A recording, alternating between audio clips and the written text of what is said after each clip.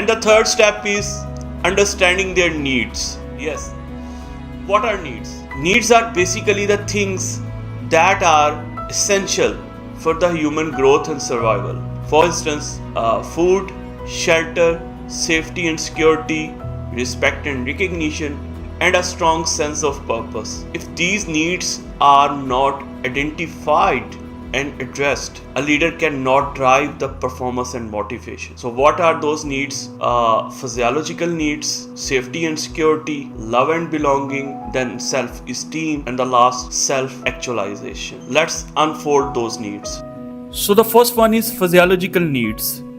These are the most basic needs: food, water, shelter, and clothes. If a person don't have these, they feel worried, stressed, and anxious. And the second one is safety and security. Once basic needs are met, the person now wants job stability and financial security. So they want to feel safe about their future, like having a steady job or savings in the bank. And the third one is love and belonging. When they feel secure, they look for love and emotional connection. This includes good relationships with family, friends, team members, and a sportive leadership. And the fourth one is self-esteem. Now they want respect and recognition, like being appreciated by colleagues, getting a private office, or even a respectful greeting. These things make them feel valued and important.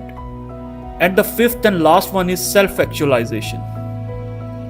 This is actually the top level.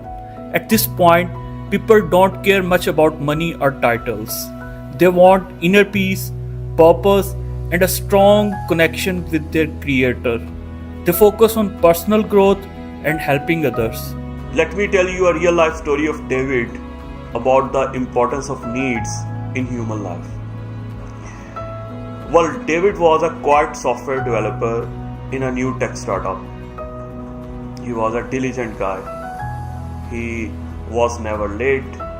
He never caused any problems, and he always delivered his work on time. But one day, without warning, he resigned. The manager was shocked. He just called in David and asked, "You are doing a great job. Why are you leaving?" David said, I feel isolated. I don't feel valued. I was never recognized for my efforts.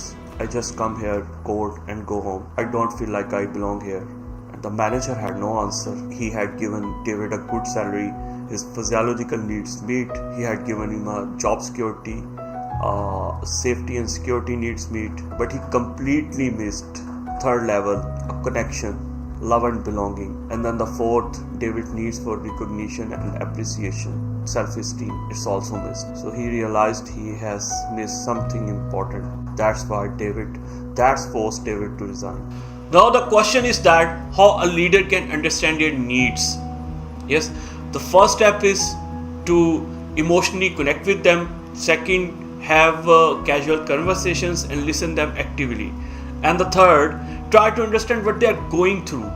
Yes, whenever you notice someone's feeling down, try to understand what need is missing instead of ignoring them. Whether it's a food, shelter, safety, security, love, recognition, appreciation, or a sense of purpose. You need to identify it and address it as soon as possible to keep boosting their motivation. So today we are going to discuss 5 interesting cases so you can understand the needs of your employees. And I guarantee, if you listen them attentively, you will be able to manage the most toxic teams even. So let's see what are they. Let's discuss the first case. And the first case is of Michael. Michael says he's completely exhausted from traveling long distances every day, and he does not even have a place to stay nearby. You tried to understand him and realized he is stuck at the first level, physiological needs, where the one is deprived of the basic needs like house or shelter to live. So how you will help Michael in that case being a leader? Yes, you can help him finding an accommodation near to the office. This is the least help which you can do for him, and definitely it will boost his energy and motivation. Well, the second case is of David. David is constantly worried about job stability and financial security. You identified David is stuck at the second level of needs, like safety and security. Now, how you will help David in that regard? First, you assure him that if he meets certain performance goals, you will support moving him from contractual role to a permanent position. Yes, you will help him getting permanent role in his job.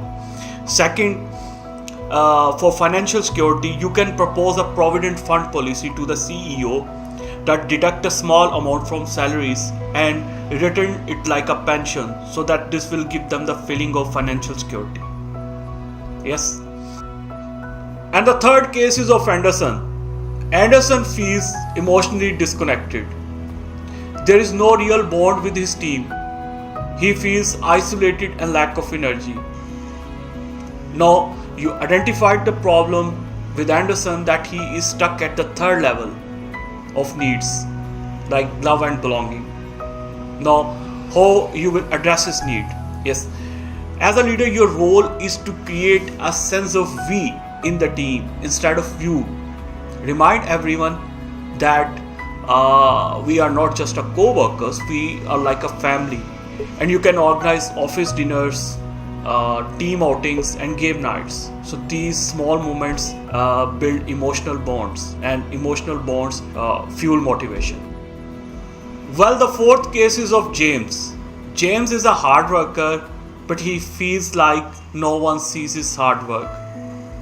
He's not getting recognized for the extra effort he put in. You identified that James is stuck at the fourth level, self-esteem needs, where the one requires appreciation, recognition and respect. So what's the solution for that? The solution is recognize his efforts in meetings and gatherings frequently. Second, make him the employee of the month and put his name on the recognition board. And the third, post his photo on social media along his contribution. So these kind of acknowledgement will definitely boost his confidence and motivation. And the fifth case is of Mr. David, and it is going to get interested. All his basic needs are met: a beautiful house, a good salary, job security, a beautiful and loving wife, appreciation and recognition, air-conditioned office with all the gadgets, and a guard standing out of his office and saluting him. What else? What else left? But still David feels bored and unfulfilled. Now the question is that what Mr. David wants more to become satisfied? Yes, the answer is that Mr. David wants to create something big, something meaningful, something purposeful that can make a difference to humanity. Yes, and even for that, he has to put all his wealth and comfort on stake. Yes, and that's called self-actualization, and that's the highest need. So what amazing about self-actualized people are that they are rare, they are jewels, and if they don't find a purposeful or meaningful work, they may eventually leave. They may change their direction in the remembrance of their creator. Like some become Sufi or Darwish, some become monks, and some becomes Naga sadhus or sannyasis. Now the question is that how we can recognize those people. Yes, they are highly intelligent, they are highly intellectuals, they are very creative, and they often feel bored with routine, and that's the biggest indication. And they have a strong sense of purpose, and they take big risks, and they value truth and authenticity. Now the next question is that what we can do for the people like David. Yes, deploy them in the projects like R&D projects, research and development projects, innovation projects, marketing research projects, process improvement projects, prototype development projects, or strategic decision making, or any challenging task that keeps them curious and engaged. But don't deploy them in the tasks that are repetitive in nature, because they can't perform well there. And that's all for today. Leadership isn't about control, it's about connection. When you lead with heart, understand your team's behavior, and truly care about their needs, something magical happens. They don't just follow you, they believe in you. And that's the true spirit of leadership.